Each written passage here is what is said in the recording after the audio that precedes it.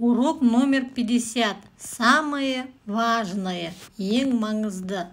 Ты научишься понимать, о чем говорится в стихотворениях, сравнивать предметы по размеру, высказывать свое мнение. Упражнение 1. Послушайте стихотворение. О чем оно? Ликует весь народ, звучит, поет домбра. Весенний Новый год желают всем добра. О каком празднике говорится в стихотворении? Вы, конечно, догадались, что весенний Новый год – это наш Наурыз. В стихотворении говорится о празднике Наурыз. Что желают люди друг другу в Наурыз? Люди желают друг другу добра. Упражнение 2. Прочитай. Назови продукты, которые необходимы для приготовления праздничных блюд. Мерекелік дастарханға қандай тағамдарды пайдаланамыз? Наурыз көже, вода, соль, курт или айран, вяленое мясо, пшеница, ячмень. Наурыз көже дайындау үшін су аламыз, тұз аламыз, құрт, немесе айран, сүр, бидай және арпа қосамыз. Салат жайлау, помидоры, огурцы, зеленый лук. Жайлау салатын дайындау үшін қызғанақ аламыз, қияр аламыз және пияз. Лепешки табанан, мука, молоко.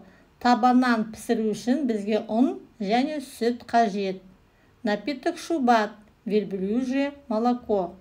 Шубат дайындау үшін түйенің сүтін аламыз.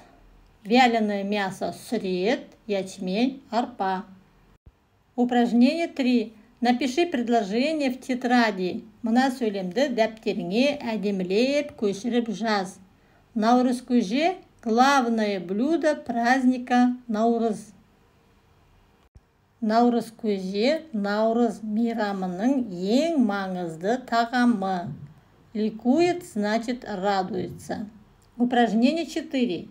Прочитайте названия продуктов. Обсудите с одноклассником, какие из них полезные. Назовите их. Колбаса, чипсы, сыр, морковь, яйцо, йогурт, хлеб, банан, сок, кола, картофель фри. И полезные продукты – это сыр, морковь, яйцо, йогурт, хлеб, банан, сок. Вы прекрасно знаете, что кола и картофель фри вредны для здоровья. Чипсы тоже. Упражнение 5. Прочитайте диалог, рассмотрите картинки, сравните продукты по размеру, составьте свои диалоги. Диалогты оқы, суретке мұқият қара, суреттегі заттарды салыстыр, диалогты жалғастыр. Ананас больше, чем апельсин? Да, ананас больше, чем апельсин. Чеснок меньше, чем яблоко? Да, чеснок меньше, чем яблоко. Ананас больше, чем яблоко? Да, ананас больше, чем яблоко. Чеснок меньше, чем апельсин?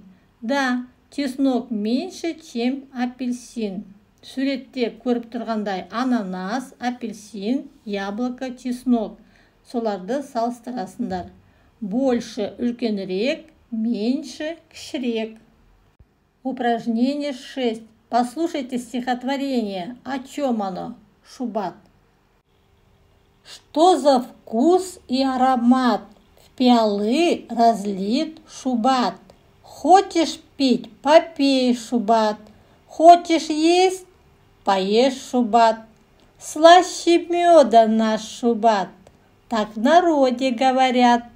Как волшебный эликсир, он тебе прибавит сил. Закончи предложение, напиши в тетради. Сөйлемді аяқта. Нүктенің орнына слова подсказки деген жердегі сөздерді қосамыз. Я думаю, что шубат – это полезный, вкусный напиток. Эликсир – это напиток. На этом наш урок окончен. Желаю тебе получить 10 баллов. Пока!